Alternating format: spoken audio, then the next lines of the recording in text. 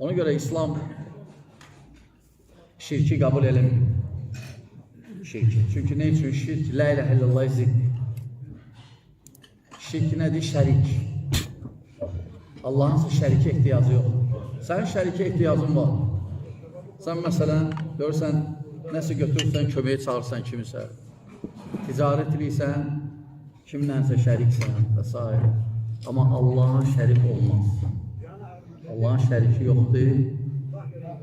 Və sən də onunla danışanda, ona yaxınlaşanda, onun üçün eləyəndə çalışmaq lazımdır sözündə, əməlində şirk olmuyor. Şirk nədir? Allah'tan qeyrisini ibadətdə neysə sərf eləmək. Əgər sən bir şey ibadətsə, bilginən ki, yalnız Allah olmalı.